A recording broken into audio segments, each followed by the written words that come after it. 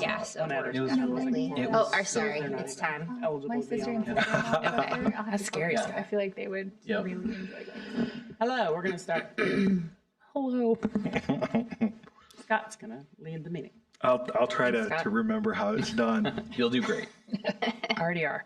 I'm calling to order the May 20th meeting of the North Liberty Library Board of Trustees. Ooh, that's different. So loud. For our first agenda items, are there any changes or additions to tonight's agenda? Hearing none.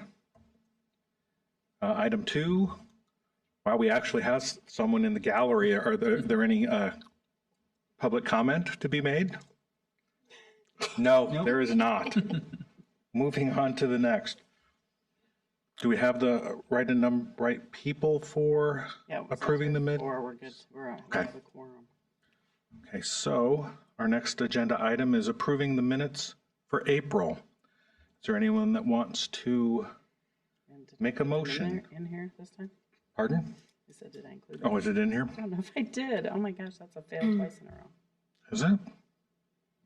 See, I don't think I saw them in my packet. Uh-oh. Maybe I am terrible. This is we might have to defer to the next Yeah. meeting. Very good. apologies, friends. No worries. I move to Alright. defer. Do we have to vote on that? No, Defer I to? don't think Okay, so. good deal. Just kidding. We will defer the approval of the April minutes to the June meeting. Thanks, Brady, for sending them to me. You're welcome. Next, item number 4 on our agenda is our staff introduction. Hello, my name is Emily O'Sheridan Tabor. I am Family Services Librarian at the North Liberty Library. A very short and sweet description of my position is I work with families and children 5 and under. So I do early literacy engagement and programming. Of course, working in especially a small public library, there's a lot of overlap, especially a lot of overlap between myself and the youth department and collection services. And then I work a lot with City Slate to put on large scale family programs and events. Today, first of all, thank you all for being here. I know this is taking time away from you and your family and appreciate your support of the library so much. I wanted to give you all a little description and then walk you through a recertification form for family place libraries. The North Liberty Library was the first family place designated library in Iowa. We were designated in November of 2019. Jenny and I went to be trained in New Jersey, and we came back with grand plans to start our Family Place Initiative programming in the spring. And of course, March 2020, we all left for spring break and never came back again. So we started our Family Place programming in the summer and fall of 2022. Family Place Library is a initiative that was started in the libraries that we went and got trained in New Jersey. And it is in Long Island. I'm sorry, what? In Long Island. Long Island, thank you. I knew I should have wrote that part down. Was reviewing some things this morning. Long Island, thank you, Jenny. That started in 2 libraries in Long Island, and it was to change the way that services were provided to library patrons. So instead of looking at different services for youth, for teen, for adults, looking at the family as a whole and providing those services as a whole family. So like a whole person approach, but for a family. So we went and got, so the cornerstones or the pillars of the Family Place Initiative are to be trained at this intensive training in Long Island, to have certain things in your library that are early literacy and developmentally appropriate toys for children, to have a parents collection that talks about parenting and gives information about parenting, and then also to provide twice a year what they call the parent-child workshop. And we coined that as the Playful Parenting Group. So, excuse me, Playful Parenting Group is a 5-week session. Every week there is a different community resource professional, and it just is 75 minutes of playtime with your child. It's child directed. You're supposed to let your child lead. encouraged, obviously, to have no other distractions, especially phones and screens of other kinds. Even some libraries don't do snack. They specifically say no snacks during this time. So the 5 disciplines are literacy, which of course the librarian takes care of, which would be myself or one of my youth and teen colleagues. Music and movement, speech and language, health, child development, and hearing. And we've also put dental in that one as well. We've wrapped the dental, like WIC does a great dental program and asked them to come in as well. So we have done that 7 times. The first 2 times we did it 2 sessions back to back. So one time we did it, we offered it twice. The other time we offered it twice, and we've done that twice, and now we're doing it singly. So we'll go forward in the early fall and then again in the early winter to do that again.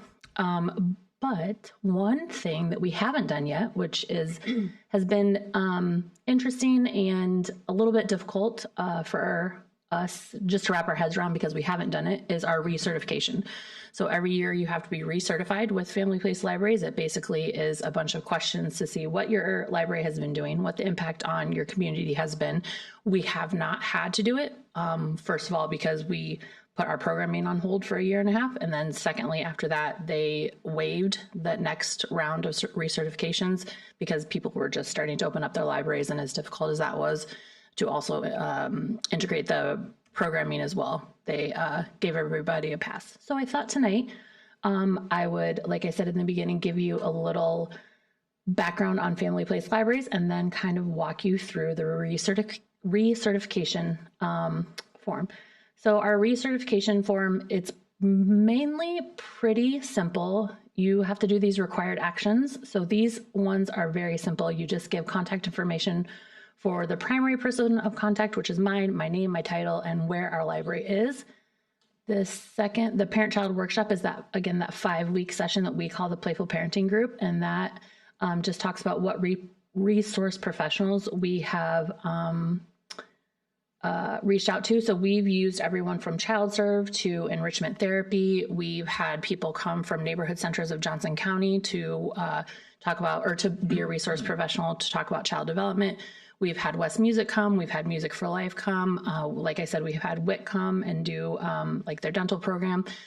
Some additional partnerships that I want to reach out to are the Iowa Kids site. We thought pairing a vision screening to go along with the parent-child or the Playful Parenting Group would be good, because you get those as soon as they get into school, but the sooner that you can catch things, the better. We have had some partnerships with Grantwood AEA. We have had people come in that have been working with early interventionists, in early interventions with Grantwood kids. We've never had a Grantwood person be our resource professional, but we've had them bring their cases or their kids to that. This reminds me that maybe I should explain what a resource professional is. So their role in that one individual session is to be a very informal, casual resource for the parents there. If they are comfortable pointing something out and saying, oh, I see that your child, only has 10 words, by 3, they should have 50. Here are some resources, or you can contact me and I'll get you into contact with some speech and language person that can help you. Or just basically to talk about like what good dental health is and how to perform that, and, tips and tricks. If they're not comfortable with that, or they don't think the participants are, then it's just to be someone there in the community to talk to, building your informal network of support that you have, especially if you happen to be new parents, or North Liberty, especially with all of the people that come and go here with, the university and the hospital, having someone that you can trust, a place that you can go for that kind of trustworthy information. This was interesting and a little difficult because to sit down and think about all of the additional programming that we do, every couple of days I would think of something different. So these are, I'm just going to make this screen a little bit smaller. They wanted us to list all of the additional programming aside from the parent workshop that we provided for children 5 and under and their parents. And so this was my list, going from our weekly story times to the outreach that we do, monthly programs, and then of course hopping down to all of our yearly and then our large family events that we partner with City Slate and Rec Center and things like that. So this is specifically for 2023. I also had to go back and look at my calendar, go back and look at my digital calendar, my physical calendar to make sure that I got everything. It was also fun to go back and look at some of the things that I had done last summer, that like the neighborhood ambassador story times that I hadn't come up for this summer yet. The other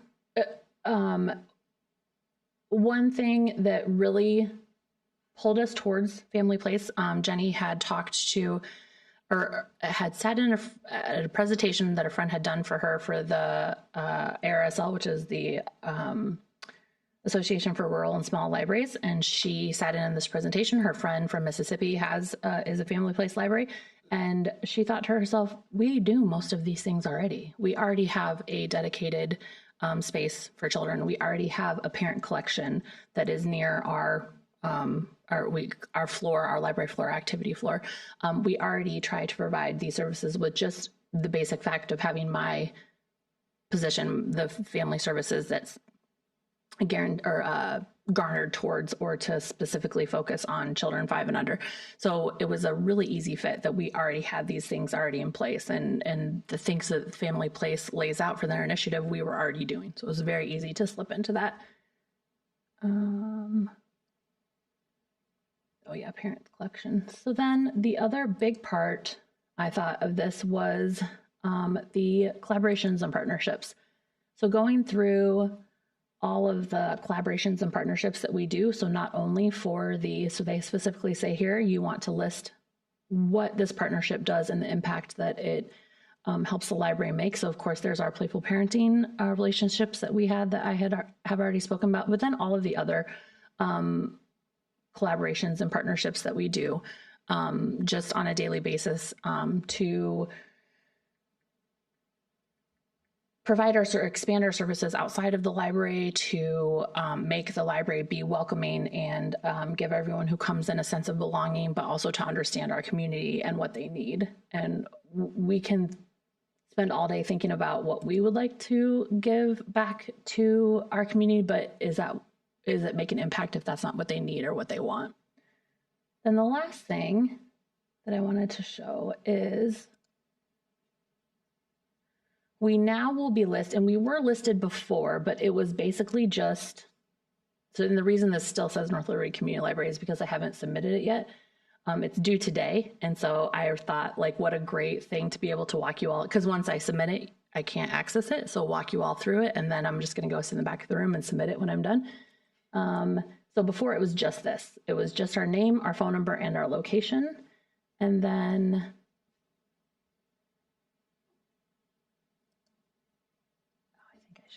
should have done view. That's fine. So this now, when people Google Family Place Libraries, or anyone who wants to find, say they are from Long Island and they want to visit Iowa and they're looking, where could we visit a Family Place Library? They'll see North Liberty. It'll pop up here. This is a description of our impact and our programming. And then these are they only will let us put 3, much to the chagrin of Melanie. She had a whole bunch that she wanted to add. So the first one that my cursor is on, the last one, is one of our original Playful Parenting participants. This is Donley and her daughter Zoe. And she actually, we weren't taking any photos of the Playful Parenting group with people in it. We took some really nice photos of the room with all of the activity centers. And she's like, you should be doing this. You should be taking pictures and you should be putting this on your brochure, your activity guide. She's like, this is amazing. You should let everyone know. So then after knowing that people were that comfortable, it gave us, a little bit of extra confidence to talk to people and say, hey, is it okay if your kid's face goes on these publications? And then this is a picture of, if you go into the library and you go into the children's area, you will see an open floor that has activity centers or activity spaces for kids. And then if you go into our learning center, then that's where the gross motor activities are. So you have this large boat, you have our art table, you have the slide. There's also some dramatic play stuff in there. And then like I said, this is what you would first see. And then if you went into this room right here, it's where it's the other place that they can play. It's like an extension of the room. We just, it has a door. And so then when there is indoor story time during the colder months or inclement weather, we'll have story time in our learning center. Toys will be packed up for that half an hour, and then after that, they'll come back out. But the library floor is always available for anyone to come and play. Anytime the library is open, all of the 67 hours that we're open every week. But the playful parenting, those toys are separate for that. So we have a separate place that we store them, and they're only used for that specific program so that they stay somewhat nice and don't have to be replaced So there's two too often. Two sets of basically everything. Yeah. How many families are participating in playful parenting at a time? It is with the space that we have, they say that we can have up to 20. So another thing that was amazing about Family Place is they give you everything. They lay out wording from what you should do to get your staff invested, what you should do to get your city invested or your library board invested. They lay out wording for how to go to large organizations and ask for money, how to talk to resource professionals, how to talk to community members, how to talk to other partnerships that you'd want to make. They give you the list and links for the toys. They let you know how much it's going to be. They give you all of the reasons why these toys are developmentally appropriate for this age and this specific, whether it's gross motor skills or fine motor skills. So they literally lay out the room. They give you all of the 5 art centers. It changes every week. So it really made it so easy to implement it. They say that you can have up to 20 depending on your space. One of our very best partnerships is with the rec center, obviously being in the same building. The room that they can give us for 5 weeks at a time where they don't have anything else in there, they just keep it for us, is one of the smaller rooms in the downstairs Jardine Center or Jardine Conference Center. So we only do up to 15, knowing that probably and keep a wait list, knowing that there'll probably be some families that don't show up. The most we've had registered has been 15. I think the most we've ever had in a room has been upwards of 35. But also we're still trying to find the right time and the right, not only time of the year, but right time of the day. We used to have a really well-attended Wednesday morning preschool story time, and I thought that was a perfect time for a playful parenting group because I just figured all of those parents would then want to bring their kids to that. It was not. I think the most we had for that was 10. I also thought a Saturday morning would do really well. It did not. A Monday evening has been our best so far, but that was in February of last year. I also tried an afternoon in the week, thinking that maybe after kids got up from nap. So we did a 3 to 4:30, which Led Zeppelin. It was not well. Well, no, I personally will never do that again because it was 3 or 5. It was just not worth it. But at that time, we had another one that was going on at the same time. So that was, for the amount of work that's put into it, it made it okay, even though that one wasn't very well attended. But now we know, not an afternoon. That's just not going to work for my age group. And actually, I think I went through and counted. If you want to know the number of families, and when I say I went through and counted because they asked me to, not because I was curious. That's the data-driven numbers person is Andrew, not me. So while you're looking that up, so for these families that are participating, they go through the full series as a cohort, or for that time, for that period, and then it's another set of families. Yes, and they talked a lot in the training about limiting and making sure that they come from such a larger population base than us that I can see why they gave instructions and guidance for how to limit and make sure that families are only participating once a year. For us, that's at this point is not an issue. I wish it was. I would love that if I had to limit it and say you have to come next year. They talked about some kids could come when they were 1 and they could come when they were 3, or they could come when they were 3 and they could come when they were 5, but they couldn't come every time.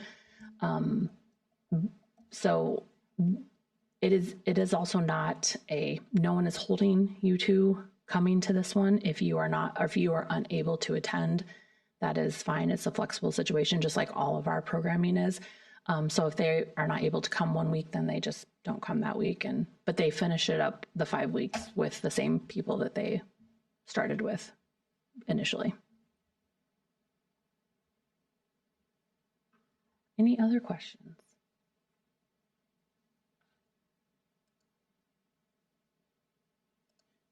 Emily, Aside then- from, oh, go ahead. Go ahead. I was just going to ask, aside from the playful parenting, is there anything else that any other programs that you added after doing this to kind of fit? You had said that you were already doing most of them, but Yeah. is there anything else that you added? It was more of an expansion than an Okay. addition, because we had a couple of activity centers. Specifically, we'd have a big block, when you go to the doctor or the dentist, and there's those blocks with the wire kind of roller coaster things. We'd had that. We had some activity centers that were put into the wall that were like windshield wipers or little frogs that follow like a little path. And then we'd had maybe a Lego table and a train table. And from that, we expanded onto all of the different things that you see now or that you saw in the pictures or in person. So it was more of an expansion than an addition. As far as adding, we have always done a really great job of partnering in all kinds of different aspects. However, the biggest addition that has come out of this for us has been the addition of partnerships with early childhood community in Iowa, in Johnson County and across the state, joining the Early Childhood Iowa Board, serving on that in an officer role, and then being connected to that larger early childhood community, knowing more things about the child care crisis in the county, in the state, and the nation, about the cost of childcare, the workforce, the childcare workforce, that kind of thing. I would think partnerships is the biggest addition rather than programming. And Emily mentioned that we were the first in Iowa. We are also the only in Iowa still. So far, yeah. It's pretty intensive time there, much more for Emily than me. I think they want the director there to show that you are committed to doing this work, and for the funding aspects of it, because it's not super cheap. Thanks to our friends of the library for paying for the whole thing. Yeah. A lot of money for us to go for our flights, and $6,000 to pay for the actual certification program. But it has been really fantastic, I think, and it's really helped. I mean, Emily, definitely your knowledge base, I think, has really expanded greatly. For sure. So it's definitely been worth it. When we first went, one of the things they said is you're going to want to find your, they called it something different than a board. I don't remember what they called it. Find your early childhood board, basically. And Jenny and I were like, I don't think we have one of those. And then we got back and I was like, oh, we were really wrong, like really, really wrong. I mean, the Early Childhood Iowa Board has upwards of $1 million of allocations that they give out every year to different organizations and throughout the county. So it is, it's a lot larger thing than we had known, for sure. I just found it. So for 2003, we had 270 participants in the 3 playful parenting sessions that we did. That's great. Yeah, thanks. Do you do like a follow-up like survey, or like how do you know whether or not the families feel like they benefited from attending? Yeah, it's a survey at the beginning that we send out, and then a survey at the end that we send out. And I'll tell you, I don't know if it's just me or if it's everywhere. I don't have luck with surveys.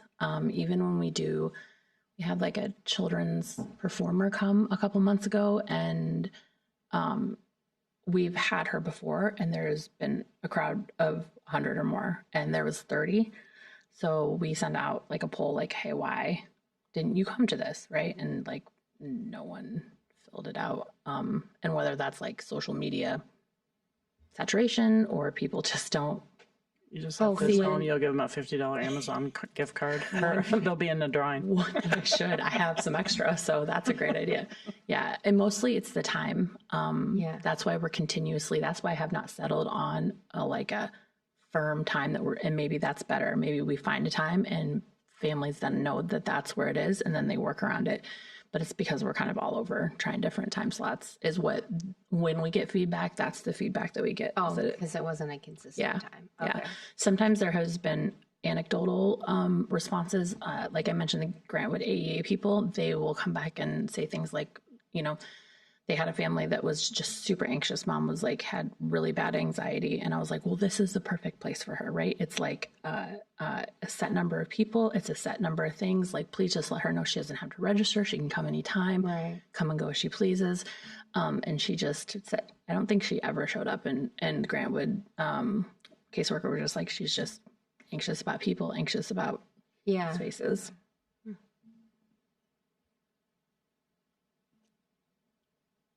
So sounds like you've had a successful 2023 and we're in 2024. So what's the big goal or plan to build on that for this year? Yeah, I think getting that consistent time down. And so I had done it the first couple times I did it with Erin Silva, who was our former youth and teen services librarian. And then she moved. And so the last time that we did it, it was training our new youth and teen services, who was the assistant before, Kayla, and now it's going on to train our new youth and teen assistant so that it's not just always me doing it. And that was the plan from the beginning, that I would do like one and another full-time staff member would do one, and then we could rely on support staff or volunteers. We have to have two people there, two librarians, one to like check people in and kind of, check in with them, how you doing, get to know them, and then one to sit at the art station so the kids don't eat the rice or the beans or the clay or the kinetic sand or the crayons or anything. So, which was, like I said, Family Place gave it all to us. And that was, they learned from experience, right? Like that was right on, very on point for them. So getting a consistent time into a good rotation, getting staff trained, where we can just, it's kind of like what do they call it? Like a turnkey. Mm-hmm. Now it is still like a time-consuming execution of the program, just getting that to work to just be a turnkey, and we can kind of like have it in our yearly routine that it happens this time with this person, and this is how we do it. Because everything else is set, right? They give you everything. It's just getting that scheduled for us. That's great. Yeah. All right. Thank you so much for letting me come today. Get that. Yeah, I know. I'm going to go figure out, make sure I didn't lose anything here. And Exciting. All right. Thank you, Emily. You're welcome. Thank you. Thank you. All right. On to item number 5 of our agenda, So yeah, we're on the budget. the budget. So everything's going very well. We are actually expending some funds that we know are available to us. The amendments have come through, but they came through after I submitted the packet to you guys. I will tell you, I was gone most of last week, so for the Association for Rural and Small Library Retreat, so I had to get the packet to you the week before. So that was my big rush, and maybe partly why the minutes that Brady so kindly got me early did not appear. But there is in the packet. I just threw them in there for you guys to see. I have not even had a great deal of time to assess them. They're in a separate file than this, but if you guys want to take a look, the amendments are in there now. We are looking at a couple. We've kind of started our wish list for the end of the year. So what things that we might have need of, including a couple new costumes for our programming that we do, which was Bluey and Bingo. And then looking at getting some new computers for some of the patron areas that are in desperate need to give updating and things of that nature. So we're working through that right now. Then we'll start probably encumbering some funds toward our Digital Johnson County Overdrive and Canopy, the movie streaming. So that's where we are on those. And as you can see, even from here, we're in good shape. It's 83% for this time of year, and we're at about 75. We've been pretty frugal this year, and we've also, I think, City Slate has been a huge benefit to us, working with the community relations department, as they do a great deal of fundraising. That's just fantastic. And that means that library funds aren't always having to be expended on some of the programming and things of that. So that's been great. I think we're kind of also just getting things down. This will be good for next year because we know that, as I mentioned earlier, the budget for next year is pretty flat. I did not add a lot, and in fact made some cuts. And then also the year after, I think we're going to take an even bigger hit. So it's going to be good to be in good shape, knowing where we are going into that. Yeah, that's what's up with the budget. Does anyone have questions? So one just observation. So it's been really interesting the last few months to hear the staff reports. There's so many really good things going on. Yeah. It's exciting. One of the things I've noticed as a theme is that evaluation is really hard. So I think we've heard in multiple contexts that it's just not an easy thing to do. It might be something to think through if there's, if there ends up being training money at the back of the year, if there's opportunities. I know you mentioned you went to a really good seminar at one of the national conferences on evaluation, just because I think more of those grant opportunities are going to be tied to metrics. And if you can't show all the great work that you're doing, it's hard to get the funding, and it sounds like it's just a really hard thing to get your hands around.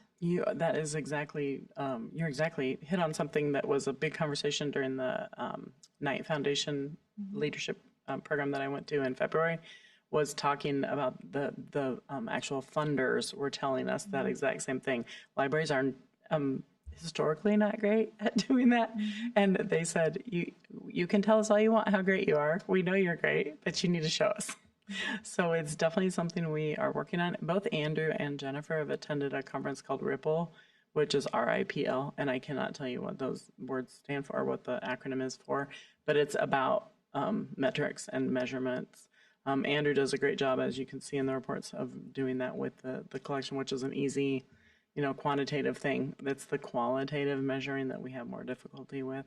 We've tried a couple different things, but I think, if we can find other ways to do that, we can take a deeper dive into bigger grants. We've had some really good luck with granting so far, but they haven't been like humongous grants. So I think you're hit the nail on the head, and that's a great idea for us to look at. It is not our job to do your job, so. But I do. Not take that as a. No, I appreciate. It's more just an observation. No, I definitely appreciate that feedback. And as Emily mentioned, there are certain ones of us on staff who really like that kind of analytics, and there are certain ones on that staff, the woman in the room earlier and me, who do not. I like to look at the analytics that someone else puts together, but Andrew and Nick and some other folks on the staff are really great with statistical analysis, and I think Nick would be a really good person to kind of tag for that type of a thing. So thank you I always appreciate that. So one other quick question. So at the presentation last month, I think it was, there was a peer review of collection size from a book standpoint, and that was one of the few areas where it looked like there was more disparity in terms of peer institution size versus collection size, especially like books in the room. And I just was curious if it's an issue of space or it's a budget constraint, or like how that fits into the overall budget in determining what the allocation is for collections versus other things. So this is the first year in several years that we're actually over budget in our book budget. That has not typically been something, but we also tend to move books through more quickly because of space. Yes.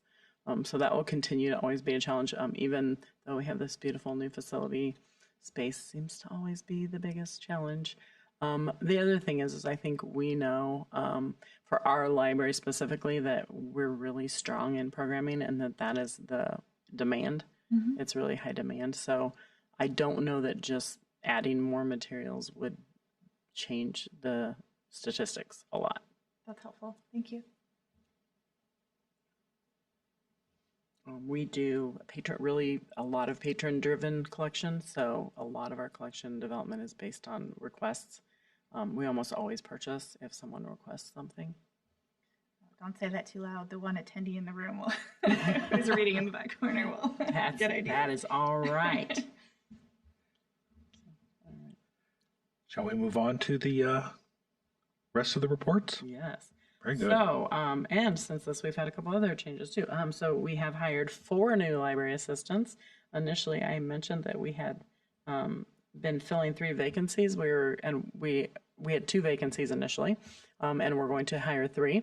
We had made offers and sent out letters and done all the things. And then one of our part-time staff came to us and said, I'm going to give my 2 weeks notice because my other job is becoming more demanding. So we now have 4 new people. Thankfully, one of the other people that we'd interviewed that we really liked was agreeable. She had just gotten that letter saying that we weren't planning to hire her, but then we're able to, and that was really exciting because we had really, really strong applicants this round. I think we had 40 or 39 total applications. I am not part of that process, so I did not interview, but the 3 vacancies that we filled and then this new person are 3 of them are very solid library people. One of them worked at Coralville and knows our system as well. 2 of them have volunteered or been in or worked in other libraries, and one of which, Asher, works at our library, volunteered at our library, and also volunteers on the youth council for the city, which is really cool, and that he will be able to continue that work, which he's very happy about. We were going to try to find a way to pay him to do that work if we needed to, but they said since it's not a library program specifically, that he can continue in that volunteer capacity, unless he's representing the library, and then we would pay him to be there first if it's specifically library related. And then the 4th person is a longtime patron and very active in the library, just in that way. So that's kind of exciting too. So we're pretty thrilled you'll see new faces if you come in. Kelly started with the onboarding of one of them, and I think has the second one scheduled to start tomorrow, and the other 2 we're still going through the process of getting through HR and doing all the things. So she will be busy onboarding for the next few weeks. We just completed our handicap install in the door install in the restrooms in the library, and I wanted to kind of tell you guys a little bit about that. It's pretty cool. We have money left over. They want us to spend all of it, or we have to give it back, and we have to do an addendum to spend that money and ask for it. We have offered for the rec center to do their back door if the grant will allow us to because their back door is also very heavy, and our patrons use that door to enter the library, to enter the building as well. So we're going to see if we can't get that door installed with a handicap button. And then it still leaves us with quite a bit of money. So we're looking at doing a few other projects, one of which is putting in like walk-off carpet in the front entryway, which would be more permanent than what we have now with the mats. Those mats can be a tripping hazard. So we want to try to get rid of those as an accessibility issue. And then just some other small projects. We're looking at maybe purchasing a wheelchair to have available for patrons to use when they come in if they need that benefit, rather than having to drag theirs out of the car if they just need something for the short time they're in the library. The other grant that we got through that same Libraries Transform Communities for accessibility is going toward hearing loops. We are going to wait until the fall to work on that project, just with summer being so busy. We think it would be a difficult time to try to get in the meeting rooms to get it installed. So we'll be working on getting quotes and getting that going in the fall. What is a hearing loop? Hearing loops will allow patrons with hearing issues in the meeting rooms to be able to use either their hearing aids or wireless devices to hear better when they're in the rooms through the system. And then the library in-service was held in April, which we closed for the day, which we do every spring, and we're talking about doing again in the fall, just keeping the staff all together cohesively, doing some training. We had only one of our part-timers was able to make it for that training, or I guess 2 of them. And in the morning, Kelly from our staff and Danny did an excellent presentation on neurodivergent individuals and people with mental health crisis. It was fantastic, the presentation they did. I may ask them at some point to do a little shortened version of that for you guys, because I think it was very, very interesting. They did a lot of research, and actually Danny had a lot of knowledge going in, and Kelly said she learned a lot from Danny as they presented. We had United Action for Youth back. They come back fairly regularly every few years to do training just on building and keeping relationships with teens. Some of that is a refresher for us. Some of it was new material for us. Always important, and also actually just applies to almost anyone, but they're really just teen whispers. They're magical. unicorns dealing with their teenagers. So it's always just a pleasure to have them come. And then finally, Sam Helmick from Iowa City and I actually recorded a conversation about intellectual freedom because Sam had planned to come and then got called away and was out of state, so couldn't be there, which was a lot of fun. And they put me on the spot and had me do a discussion on why some blue and pink Oreo cookies were they biased or maybe some transgender agenda going on, and then I had to talk them down from that argument in the fashion of a book defense. So it was pretty fun, and I think the staff enjoyed it as well. And then just talking about, as I mentioned, I was at the retreat for the rural and small libraries last week. I have one more retreat. This is my last year on the board, so I will be rolling off the board at the end of the year. This time it was in Springfield. It's a pretty intense couple of days of about 8 hours a day doing strategic planning for the organization and talking about the future of the organization. So it's exciting and also just a lot. So I was actually really glad to come home. And then next month I have the Association for Rural the American Library Association conference. The Friends of the Library actually is paying for me to attend that because I was invited to co-present with a good friend of mine named Shemaiko Hallman and another woman named Tara Sussman Pena on research in libraries as bridges. And my part in that is my role in that is to talk as an administrator about how our library works in the community to be a place to bridge belonging and inclusivity in the library. So I'm pretty excited to be a part of that. Shemaiko has just getting ready to publish his first book in the fall. It's called Meet Me at the Library, and I was lucky to be interviewed to be part of that book. So I'm excited for that as well. So it'll be coming out in the fall. And then Kelly and I presented twice for the Nebraska Library Association, actually the Trustees Association of the Nebraska Library Association. We went to York, Nebraska on May 2nd to present, and then we presented online for them the following week. I think we had about 30 people attend in person, and then about probably, I think, 20 to 25 attend online for that same presentation. Then I had the pleasure of speaking at our 55 Plus Lunch Connections, which is always fun, and to tell them the importance of the library and the role of the library in the community as well. And then just talking about community engagement, Johnson County has started a transgender advisory committee to talk about how we can be a more friendly and welcoming to transgender people in the county. And 3 of us from libraries, Iowa City, Corville, and us were invited to attend that first meeting of the committee. And I they kind of let us select an area, and I selected more for teens, like inclusivity for teens and transgender youth, to be a part of that task force. And I have since then invited Andrew to come as well next time. I think that he would have some good input on some of the areas, and he's looking more at a different area with services that I'm not going to be able to tell you, but he thought it would be cool to be a part of a different group than me, so we could represent a couple different areas there. And then I just wanted to share that I had a high school senior who is passionate about censorship reach out to me from Solon and came and interviewed me last week about book banning. And it was just great to see that youth involvement. One of the things we saw in Nebraska that I really appreciated was they have QR codes on cards, business-sized cards, that just says, "Love your library, here's how you can help." So they're reaching out to their community to advocate for the library. And I think we're going to look at doing something like that, but more as either a county or a state level. I talked with a couple of my friends, Sam Helmick and Tyler Hahn, who's from Cherokee, about the possibility of creating a more cohesive advocacy at the state level across the state. So we'll see what comes of that. And that is all that I have tonight, and then just including the different staff reports.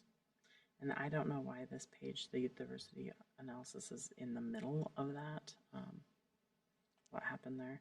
I will tell you that my Adobe is not cooperating in creating a packet, so I have to manually insert every page separately as an Adobe PDF, or it won't work. I can't do a Word document, add a Word document. It's been going on for a while, and our IT guy has not been able to figure out why.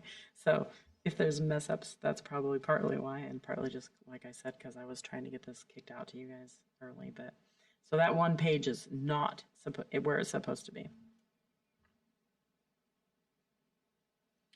Does anyone have any questions specifically about the different reports from the staff? A couple things that I would just point to, other than like Kelly and Jen doing their interviews, would be Kelly is working with our rec department with Jonathan from the rec to do a book club on wellness with the kids. And basically they're selecting a book to read, and then they'll do an activity of rec or fitness activity associated with the book.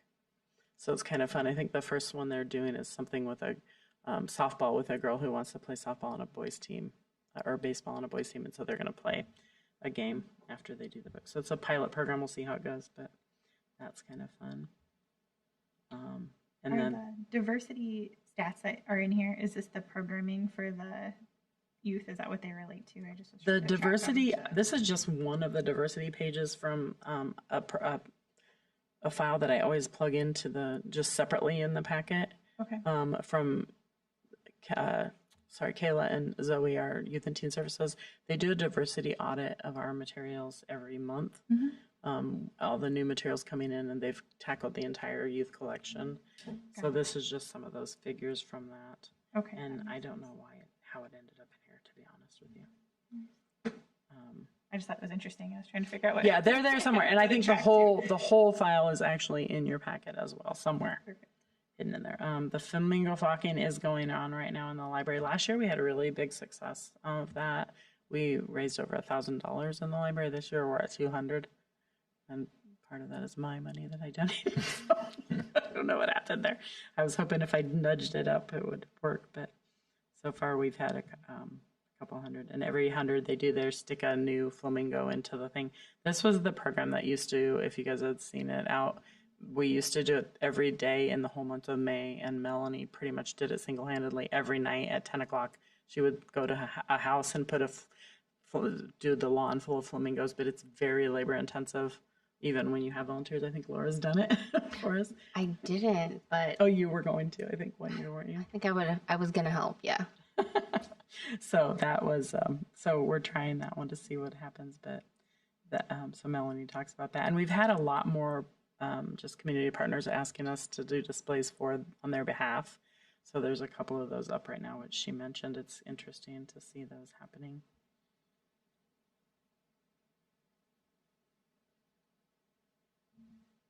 So if there's any specific questions you guys have, I'm happy to answer them.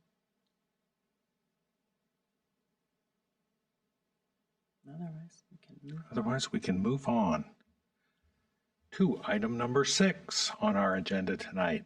The policy review. We have one policy and 2 things. Yes, and they're pretty simple. So the policy itself is the only thing. We did not have any specific recommendations for changes of the policy. It's a fairly new policy. I didn't know if anybody on the board had anything that they noticed. I didn't see anything that seemed out of place. Mm-hmm. I will tell you guys, just as an aside, I brought up the idea that last month, you guys voted to, or in March, was it last month or in March, voted to discontinue using the statement of concern form or the reconsideration form, and the Nebraska Library people clapped. And they said that this has been on their radar and something they've been talking about doing in their libraries in Nebraska, several of them. So that was very exciting to hear, because I think we're going to see a trend that way with some libraries anyway. Awesome. So I put the bylaws in here, but I did want to bring up to you that I talked with Grant, our city attorney, about whether we need to do this. Bylaws are kind of set. Unless there was some major change that we ever wanted to make, there's not really a reason to annually review them, in his opinion. I put them in there because they've been in there and they're on the review, but I don't know if you guys want me to just not do that in the future unless we have an issue where we think we need to do something, or if you'd like me to continue having that as part of the review. I don't think it needs to be an action item, but it's a good governance practice to at least look at your bylaws once a year, since our meetings operate pursuant to these procedures. So maybe we don't have to vote on them, But just have them in as but a have them in refresher. as like a refresher of just FYI, here's how you're supposed to conduct your meetings and so forth. Okay, great. Well, the policy and the other thing in here is the North Liberty Library's personnel statement. This is a statement that says that we follow the city's policy for personnel because it's a state requirement for us to either have our own personnel policy or to follow the state's personnel policy. And typically, whenever every 3 years when I have to do the state reports or to submit for us to be accredited, this comes up and I have to bring it to you guys and have somebody say, okay, we need to approve this now. So I decided to make it as part of the thing every year, so it's just done. So it's just that's it. That's all it has to do. You guys just have to approve it and say, yes, this is what we do.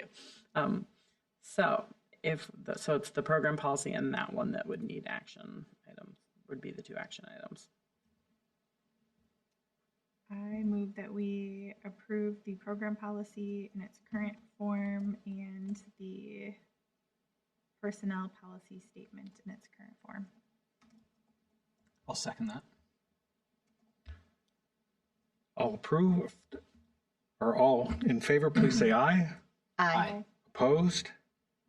Hearing none in the negative, those 2 policies are approved for another year. And there's the rest of your, I see it, thank you. It looked slightly different and I didn't make the connection, so it's that's great, just thank part you. of the same, it's a Can I ask 2-page document one- every month. One little thing about the bylaw, the trustee bylaws. Sure. Is there any way that we as a smaller group can assert that even though the state has changed the rules for having gender equity on boards, that we can assert that sort of preference? Or does the state law now? I think the state law probably trumps it, Supersedes. but I would have to take that back to Grant, and I certainly am happy to do that. I will tell you, it's difficult to do. For you to do. It's difficult, well, for a couple of reasons. I mean, first of all, we have most recently in the last couple of rounds, we've had both genders applying, which is great because we haven't always. The one time when we didn't, we had to wait 2 more months to appoint someone, and that meant we were short a board member for 2 months. So in that way, that would be the only negative of doing that. But it's certainly, to me, just something that we could say, yes, we're going to make a concerted effort to do it, but I don't know. And that would be more me just encouraging our mayor to take a look at that as he's going through. So I'm totally happy to ask Grant if we are able to do that. Otherwise, And then we can try to figure out amongst ourselves whether we even want to. Yeah, But otherwise I if think that's it would just be a matter of just me saying, yes, I would make a concerted effort to continue that practice. I do think it's important. I think it's nice, but especially in the smaller communities, they just struggle to get anyone to volunteer, let alone trying to meet those gender equity. And especially in some library boards, you guys are 6 people. Some library boards in tiny towns are 9 and 11 people on their boards. It's crazy. I don't know how they do it. I mean, the other option would be to add a sentence that says the Board of Trustees values a diverse board that represents the community in which the library, or the community the library serves, or something, kind of a broader statement reflecting that when the mayor and others are choosing a board, to consider the diversity in the broadest sense of our community. And again, it all depends on applicants and things like that. Yeah. So I could definitely look and see what I could find. I did not catch everything you just said. Oh, I yeah. just said, Just a broad statement of yeah, I just said the inclusivity based Board on of our Trustees community. values a diverse board. That's as much as I got, but I could certainly look for some language or talk to Grant about that too. I don't know that it's required, but might be a nice value statement to, Well, you could sneak it into that something section else. too, yeah. where that's where it's done. Under the membership. Of the prospective members and the application process with the mayor. That's Okay. Yeah, I mean, I can work on something or talk to Grant and see what his advice would be. Grant is our city attorney. I miss Scott because it always sounded like I was doing things. I can call Grant Scott. He'd probably be okay with it. Very good. On to item number 7 for our agenda tonight. Is there any old business? Hearing none. Is there any new business? Item 8. There is none. Do I have a motion to adjourn the meeting this evening? I'll make a motion to adjourn. Meeting is adjourned. We'll meet back again on the 19th